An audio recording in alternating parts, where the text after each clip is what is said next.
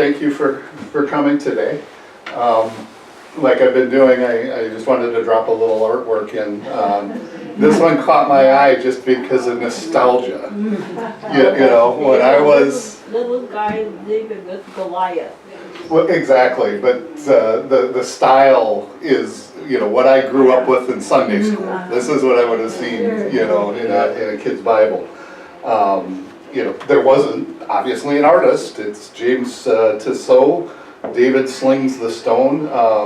He did this around the turn of last century, and this is in the Jewish Museum in New York. Wow. If you're curious, the original. That artwork too. That's part of our culture. Exactly. Yep.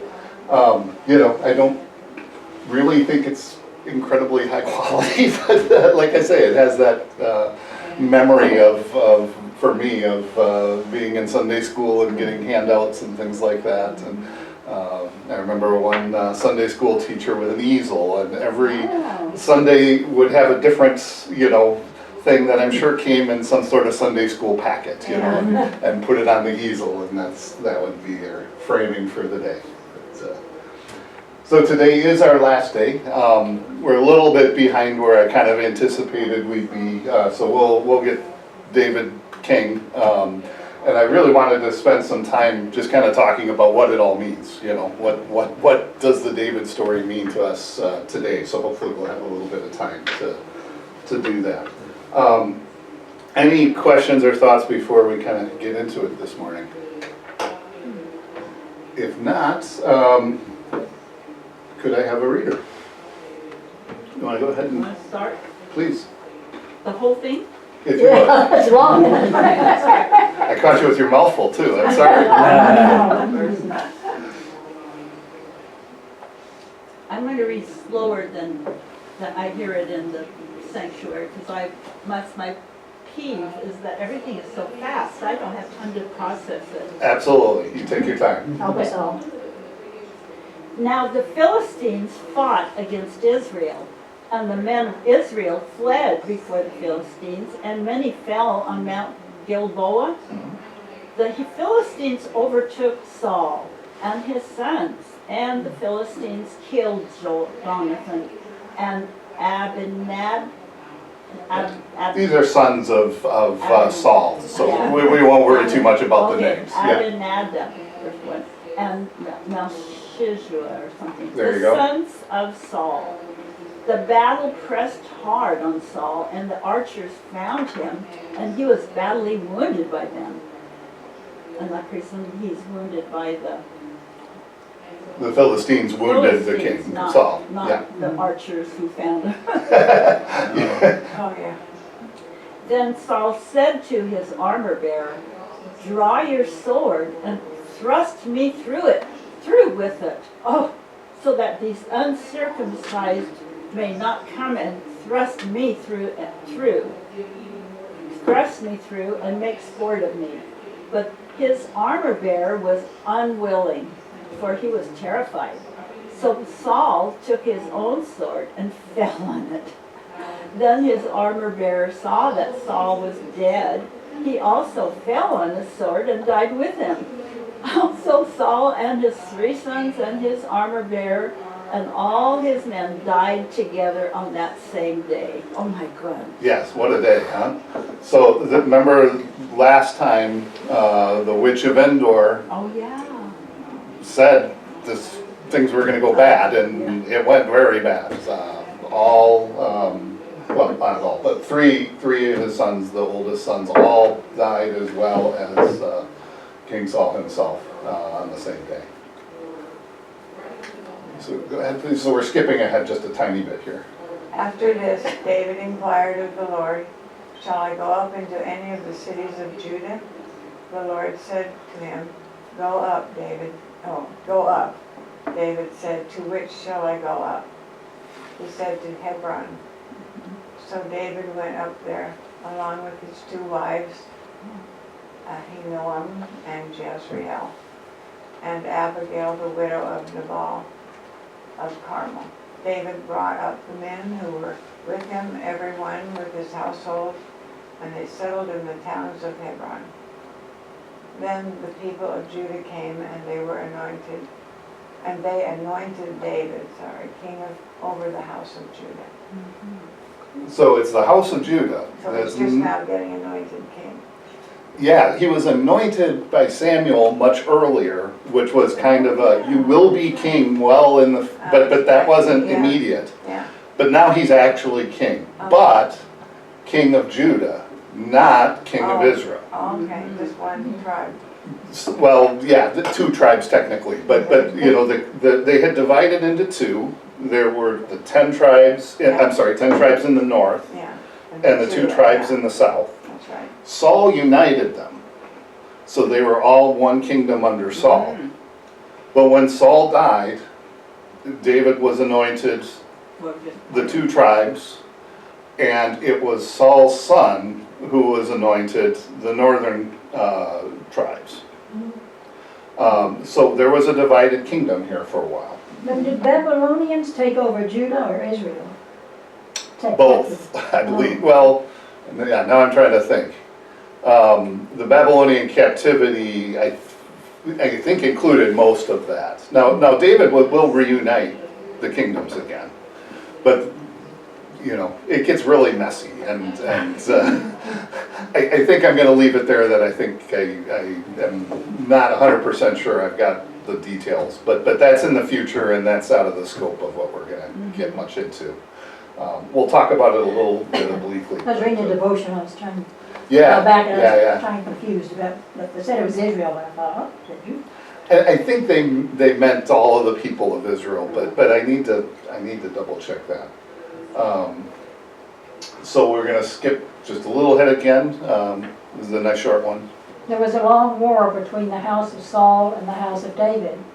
David grew stronger and stronger, while the house of Saul became weaker and weaker. Okay, so the house of Saul is then referring to the son Ishbal. He was the son of Saul who ruled the 10 tribes, and David then ruled Judah, which is the other 2 tribes. I forgot, how many sons did Saul have? Oh boy, I don't remember. You don't remember, okay. I think it was like 8 or 9 at least. But some of that too is we don't know all of them because, you know, he not only had wives, he had concubines, you know, so it gets really complicated. The 3 of them were just killed with him, right? 3 of his sons were killed with him, but Ishbal was another son who was not killed with him, and there were... Where's Jonathan at this point? He was one of the ones who was killed. Oh, was he? Yeah. So he was killed at around the same time as Saul. Killed in battle. Yeah. I'm skipping an awful lot here, you know, of detail that we can read. But basically there's a fairly long explanation of the Civil War that occurred, and you know, you just very much get the strength that, or get the sense that David pretty much had success with whatever he did, and so as it says here, his position was getting much stronger while the position of Israel was getting much weaker. So we finally get to the point where the people see what's going to happen, and they kind of take things into their own hands here. Well, and actually Ishbal is killed, so this is when things reunite, so go ahead. Then all the tribes of Israel came to David at Hebron and said, "Look, we are your bone and flesh. For some time while Saul was king over us, it was you who led out of Israel and brought it in. The Lord said to you, it is you who shall be shepherd of my people Israel, you who shall be ruler over Israel." So all the elders of Israel came to the king at Hebron, and King David made a covenant with them at Hebron before the Lord, and they anointed David king over Israel. David was 30 years old when he began to reign, and he reigned 40 years. At Hebron he reigned over Judah 7 years and 6 months, and at Jerusalem he reigned over Israel and Judah 33 years. So here we have now the beginning of the joint kingdom again. And so there was a 3-year period of basically civil war, and now that's ended. Here again, I'm gonna skip a whole bunch of stuff, but basically the next few chapters are primarily talking about David going from conquest to conquest. He's really expanding the empire and having very good success. And it's written in such a way that it really draws a very clear picture of how God is in control, David is following God, lots of success, that everything is going swimmingly. And then, Susan, do you want to? It happened late one afternoon when David rose from his couch and was walking about on the roof of the king's house, that he saw from the roof a woman bathing. The woman was very beautiful. David sent someone to inquire about the woman. It was reported, "This is Bathsheba, daughter of Eliam, the wife of Uriah the Hittite." So David sent the messengers to get her, and she came to him, and he lay with her. Now she was purifying herself after her period. Then she returned to her house. The woman conceived, and she sent and told David, "I am pregnant." All right, so we have the Bathsheba story. And I've read this dozens of times, but as I continued to read it this time, it really struck me how bad he was. Yeah. So let's go to the next part. It just Yeah, keeps it gets getting worse, worse and yeah. worse. Yeah. Good. So David sent word to Joab, send Uriah the Hittite. So Joab sent Uriah to David. When Uriah came to him, David asked how Joab and the people fared and how the war was going. Then David said to Uriah, "Go down to your house and wash your feet." Uriah went out of the king's house, and there followed him a present from the king.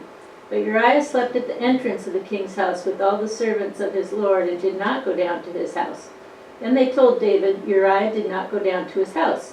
So David said to Uriah, "You have just come from a journey. Why did you not go down to your house?"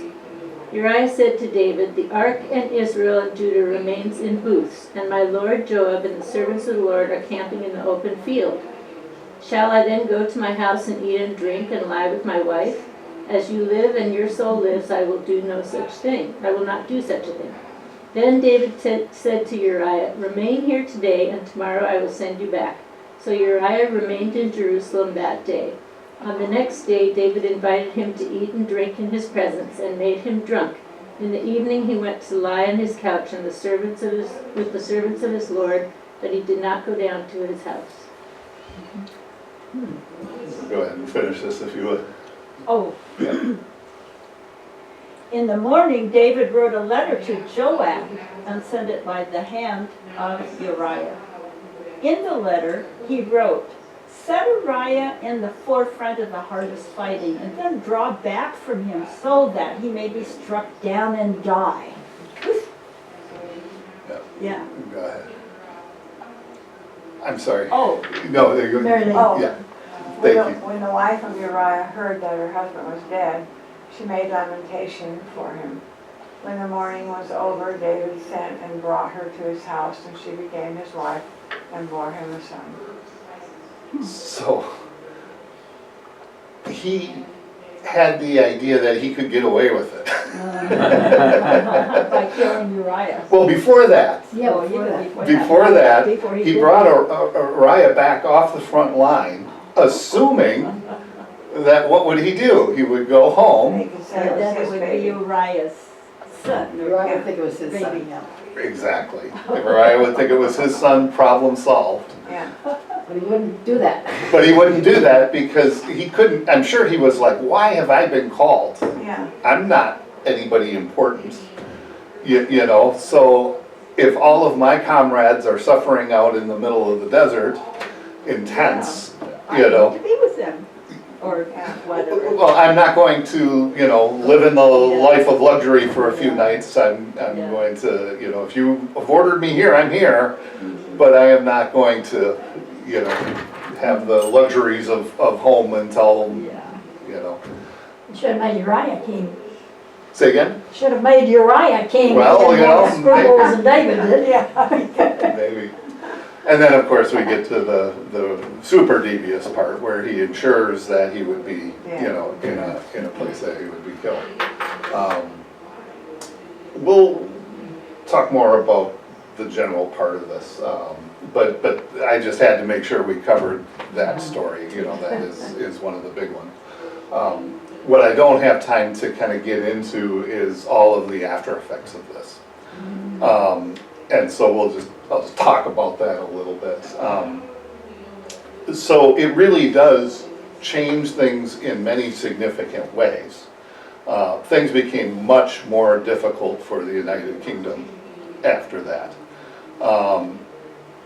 So, you know, the 2 Samuel is really kind of drawing this parallel, or this idea that before this event, Israel had unlimited success, and after this event, it was much more difficult.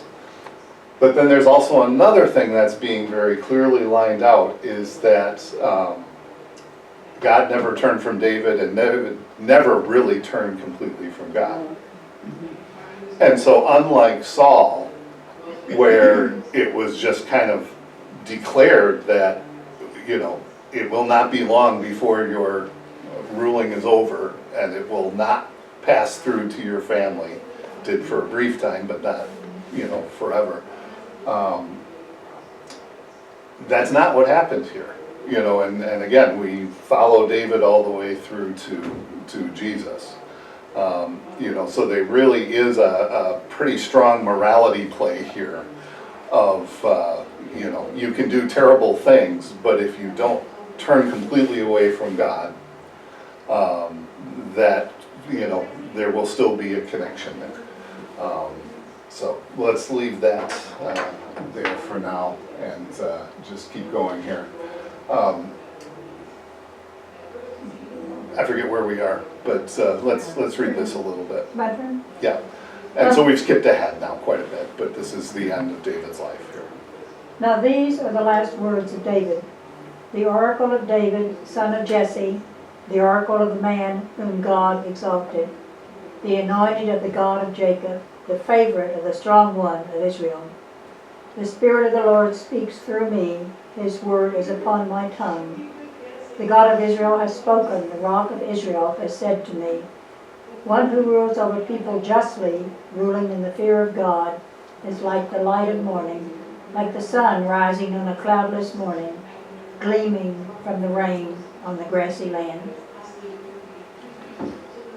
Is not my house like this with God? For he has made with me an everlasting covenant, ordered in all things and secure. Will he not cause and proper all my help and desire? But the godless are all like thorns that are thrown away, for they cannot be picked up with the hand. To touch them one uses an iron bar, or the shaft of a spear, and they are entirely consumed in fire on the spot. So, what does this remind you of? You see the text is kind of justified in a different way. Any idea why it's It reminds written? me of the Psalms. Exactly. Poetry. Yeah. Oh. This is definitely poetry. And you definitely can draw a parallel with the Psalms. You know, one of the things that is too bad for us is we cannot read this in the original language and get a better sense of just how poetic it is. You know, but this is definitely intended to be literature as well as having meaning behind it. And at that time, the literature that was written, the literature would have been sung frequently too. Absolutely. Chanted in a way, so it's set up for that. But you're right, if you could hear it in the right language, the original language, the cadence would be there. Because the cadence kind of gets lost in the translation. Quite literally. Yeah. No, exactly. You know, so there are a couple different places where there are psalm-like things. well, we'll talk about the Psalms in a minute, but most definitely, this was intended to be a poem or a song or something in that direction. So let's just go here and kind of close this out here. And David slept with his ancestors and was buried in the city of David. The time that David reigned over Israel was 40 years. He reigned 7 years in Hebron and 33 years in Jerusalem. So Solomon sat on the throne of his father David, and his kingdom was firmly established. Okay, so then this is the last part of David here. So you'll notice we've gone into Kings, so the story kind of spills into Kings again. I've skipped an awful lot. There is a very dark story about David's son Absalom. Yes. So David's son basically rapes his half-sister. There is a revolt against David. There's a story of the prophet Nathan rebuking David. There is I don't know if you want to call it a curse, but the statement that the sword shall never pass from your family. That your family will always have these difficult moments. And so there really is an awful lot of David fell away and he paid a price, but again, he never completely turned his back on God. God never turned his back on David, which is always reassuring when people feel so sin-filled that they can't go to church or ever be forgiven. Look at David, he's the main character in the Bible. What else could you do wrong? Exactly. We talked about this last time. It really is a soap opera, and I'd encourage you to, go and spend some time with it on your own. We don't have enough time to really go on. We'll sum up some of this stuff in a little bit, but I do want to just kind of cover a couple other little things here quickly. Who wrote the Psalms? Many people. Most of them by David, but not all, right? Well, that's certainly the case. It's definitely, that David did not write them all, even though there are some Bibles that will kind of say the Psalms of David. Well, okay. There are definitely arguments about whether he wrote the ones he's attributed with writing. If you look at the Bible, a lot of the Psalms will have a little preface that'll say a Psalm of David. Some of them are credited to other people. I think it's 70 some that are kind of credited to David. I took a course on the Psalms, back when I was still living in Illinois, so it's been at least 20 years at this rate. But we talked about that, especially the Psalms that are attributed to David. Some of them are attributed to him because they felt, this professor from the Eden Seminary in St. Louis felt that it was because he sang them. So the attribution came because he used those Psalms. There were others that they say we were pretty certain he wrote them. Because there's definitely debate about that. Yeah, there's lots of debate. Yeah. So he's just he put that out there and saying, hey, this is what we think. Right. Make up your own mind on this. Yeah. And I mean, in other cases, they're kind of attributed to him, and he's the main character in the song. Mm-hmm. Yeah. But, in some ways that almost makes less sense. Why would he do that? Why would he talk about himself that way? But, So what we said about that, the attributions, I can't remember the professor's name anymore. He said it's because the person playing the lyre for him, once he became the musician for, was talking about his king, was singing, and was sometimes bringing up, hey, dude, you're wrong here, But I was, they went out on a limb sometimes. absolutely, yeah. Yeah. And I mean, we talked about how chapters of the Bible were not something where an author started and wrote and wrote and wrote and then got to the end, They were kind of separate scrolls that may have been written by different people that were then, brought together. And the Psalms are definitely that way. nobody sat down and wrote all of the Psalms in order. Those were individual poems or songs or what have you that were then collected. There are a bunch more Psalms than we have in our Bible.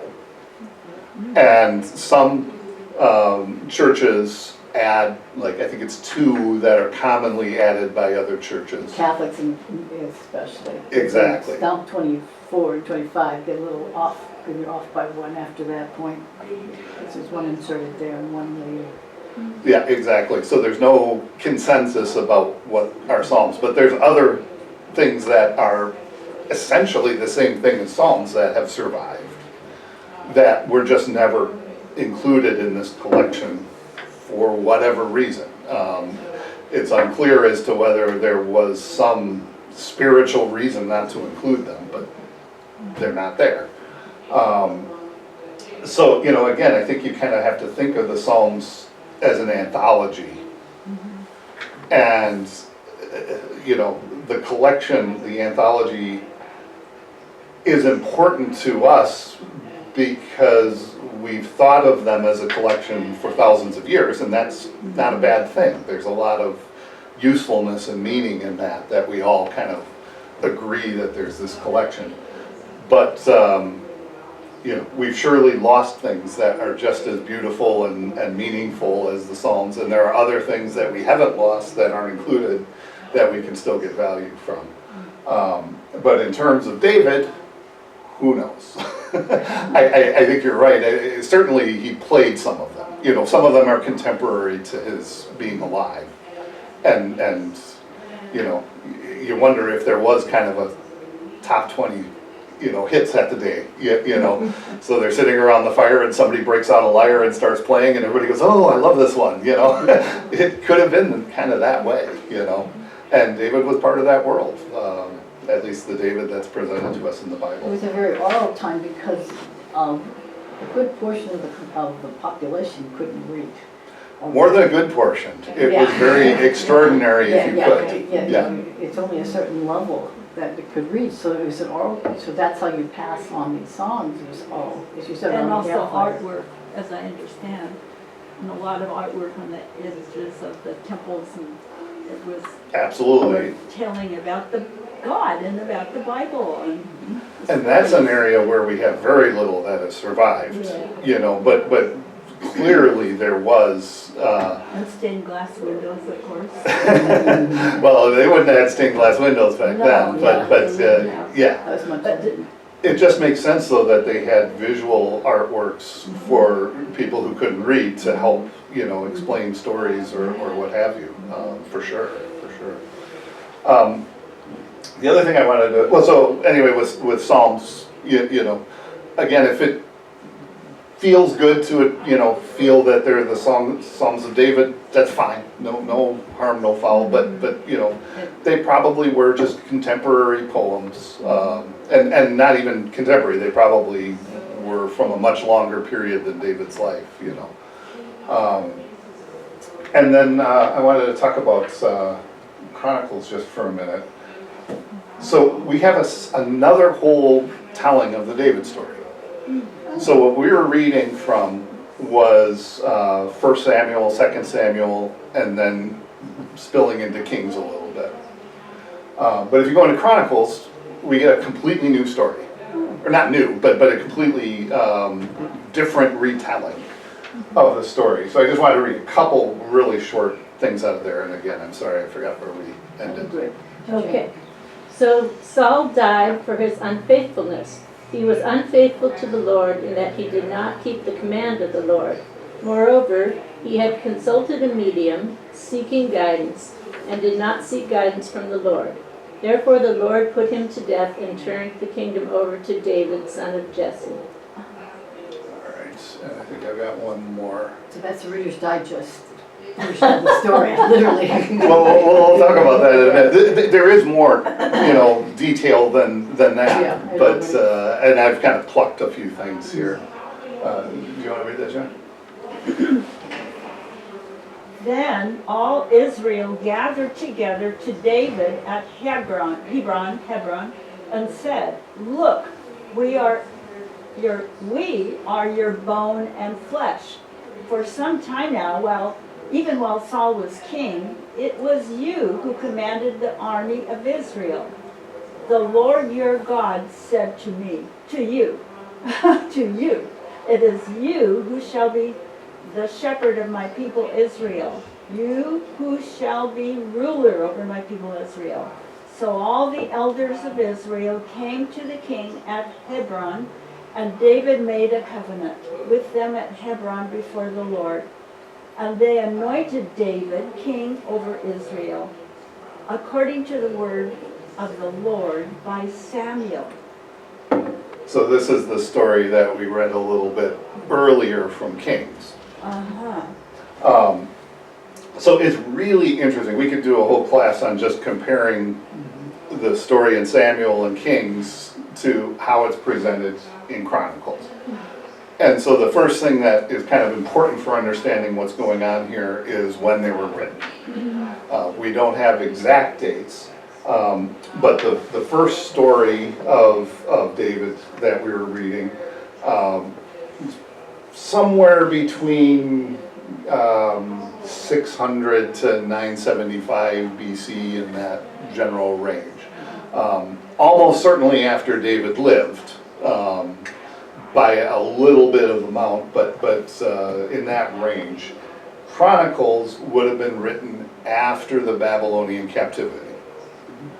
And that would have been somewhere around 300 BC. So a good, give or take, 500 years later.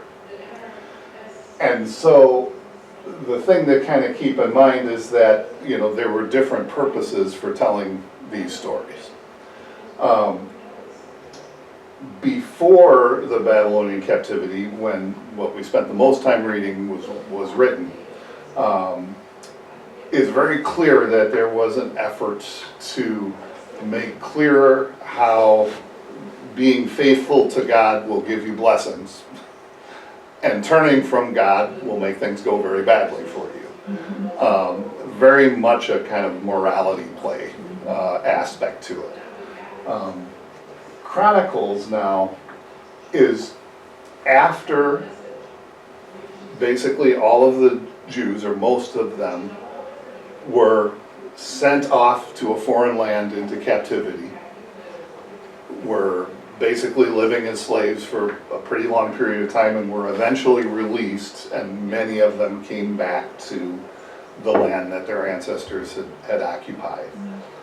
And they came back to a place with no temple, with no, many things that were now different compared to, what it was before they entered this captivity. And so Chronicles is very much a work that was trying to allow people to see a bright future and to imagine themselves as a people, kind of waiting for the Messiah to come. And so the emphasis was much more on kind of collective rah-rah. we can be a great people again. And so, like, one of the things that Chronicles skips completely is the story of Bathsheba. It is not mentioned whatsoever.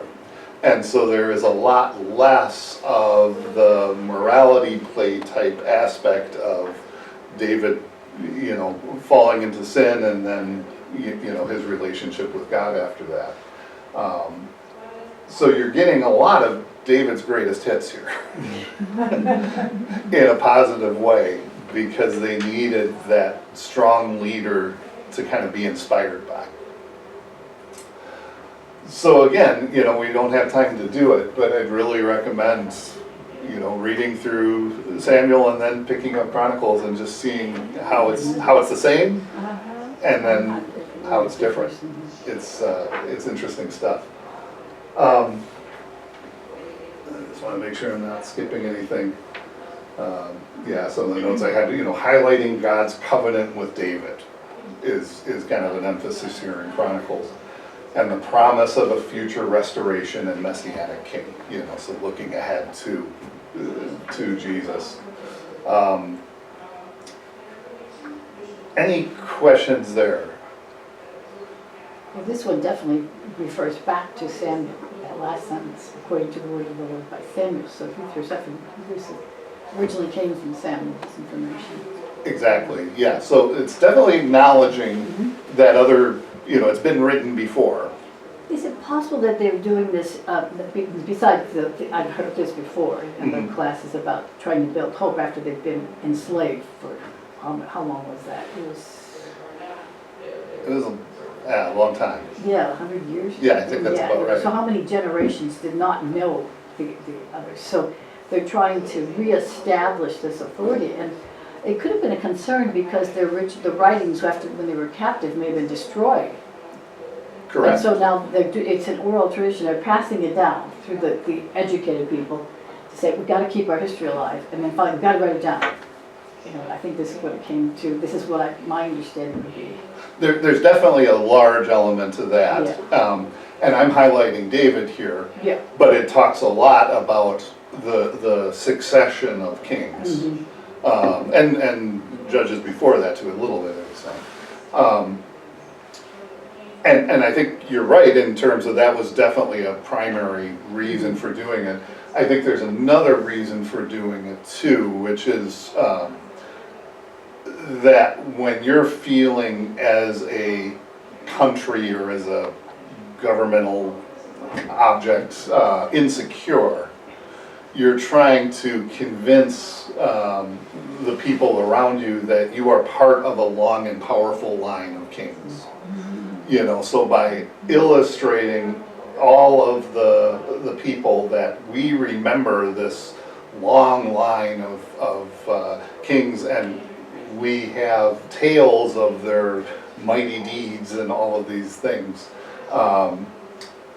you are establishing, you're attempting to establish yourself in the eyes of your neighbors that you're no pushover. You know, you're not just a bunch of hicks and tents. You know, you have this long history. And yeah, we had a little bit of a setback, but we're back, you know, and we're proud of our unbroken line of people. So yeah, after this, I just kind of want to talk a little bit for the last few minutes here about kind of what David means in general. One of the things that I find really interesting is, you know, if you were to create a hero from scratch, you know, what attributes would you give your hero? Faithful to your wife. Well, there you go. What did you say? Faithful to your wife. Oh, I think about you're right. Well, and let's make that even bigger, you know, without sin, right? Or without, Oh, that's a good one. Yeah. Ten Commandments at least. And Yeah. self-confidence that you have God behind you. yeah, exactly, yeah. I mean, another thing is, you know, especially thinking about the day, would you make him the oldest of his brothers and sisters, or somewhere in the middle, That's a good question. or the youngest? Because in families, it's often the oldest that gets this. Especially when you're kind of thinking of a mythical hero, right? You're kind of thinking of that firstborn who, you know, inherits the wealth of the family, everything like that. It would probably be especially big and strong. Especially big and strong, right. And it's interesting that we get a lot of information about David's success, but we don't have any of the types of words that we got when describing Goliath. You know, they don't talk about he was, you know, 6'10" and, you know, whatever. You have a wandering eye, evidently. That's for sure. That's for sure. The son thing is interesting because the Bible is full of, for lack of a better word, heroes who are not the eldest son. And I think that is interesting to us, but if you put yourself in the shoes of somebody, you know, thousands of years ago, that would have been really noticeable. I would think so. Because, you know, in so many cases, money is power, right? And in those societies, it was the firstborn who inherited the And fortune. the parents looked at the firstborn as being kind of the one to follow. Exactly, yes. All of the All the advantages other- were given to the siblings. firstborn, and the siblings kind of had to make their own way, you know? Well, I mean, part of it was that they were trying to not, if they would have split their, when they passed, if they would have split the lands and the money, it would have been spread too thin. Correct. So how can you keep the family and the tribe together? So there was a reason to keep the power together. Absolutely. Because there's that question, when you equally spread everything, okay, you've now split the land up, you split the power, the money, and everything else. And that can lead to conflict, but it can also, it was a difficult time. We had Well, and you know, think back to the story of Samuel anointing David. I know some of you weren't here when we talked about that. But they spend a lot of words talking about how each son of Jesse was paraded before Samuel and rejected. And it finally is like, well, is that all your sons? Because God was not saying to Samuel, this is the one, you know? Yeah. So all of them walk through. Well, we've got the littlest one out in the field. take care of the sheep. Go bring him in. And then, you know, he was the anointed one. The one. It's a really impressive story that they spent so much time going through that whole thing. And it's very clear what an impact that would have had to contemporary people. And so there is a lesson there both for them, but I think also for us, you know, that from God's perspective, the firstborn isn't that important. Necessarily. You know, that a hero or that a strong person of faith can come from any situation. You know, other ones that we can talk about are Cain and Abel. You know, it wasn't the firstborn who succeeded there, Jacob and Esau, Isaac over Ishmael, Moses over Aaron. You know, all of those were not firstborn. And that was extremely unusual. And the Bible just really illustrates that quite a bit.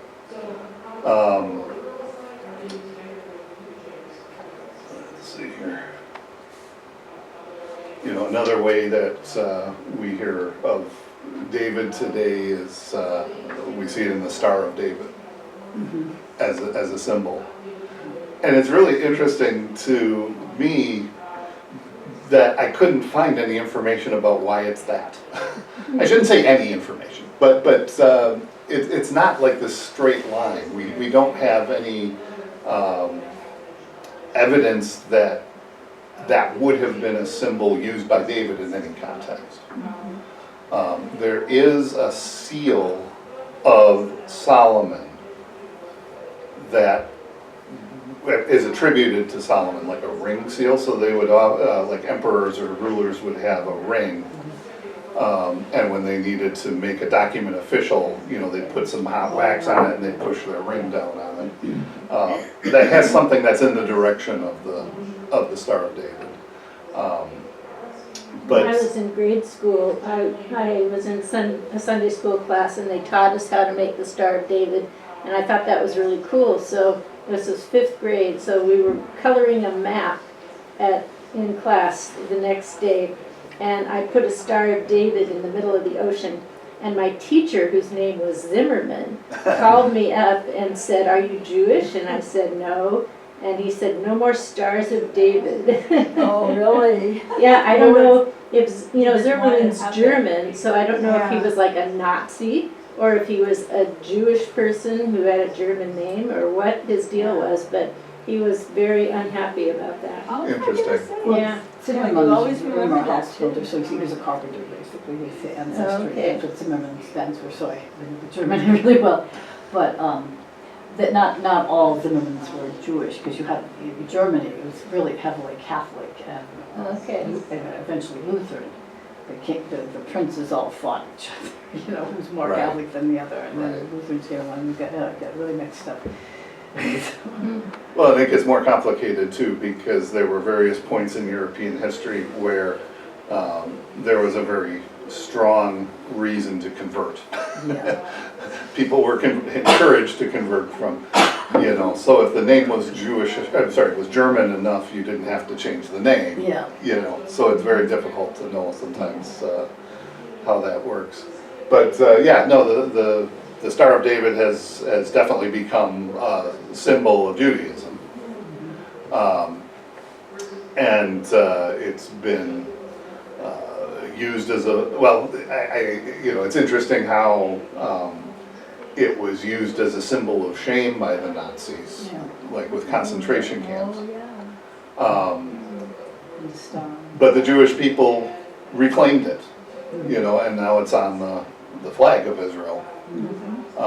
And you see it in many other situations. But anyway, the connection to David is a little tenuous, and I wish I could tell you exactly why it became associated so strongly with David. But it's a thing. And I think just, you know, to kind of, as a last sum up of David, you know, I am just very fascinated by the David story because there are so many angles to it. I do take some comfort in seeing how low David fell, but how he kept that connection to God and God kept that connection to him. I think there is something very valuable in that. For us too. For us too, absolutely. But at the same time, I don't think we put enough emphasis on how bad he was at points of his life. He was, Gives us hope. well, that's certainly one way to look at it, you know. But I think, you know, no matter what kind of mood you're in, you can find something in those stories, you know. Sometimes you need a little bucking up, well, you can find that in David. Sometimes you need a little humility, well, you can find that in the story of David as well. Does anybody else have any thoughts or comments about David before we wrap it up? If not, I will let you go. I thank you very much for your time. Thank you. I enjoyed this. This is This is the last class of David, yeah. Yeah.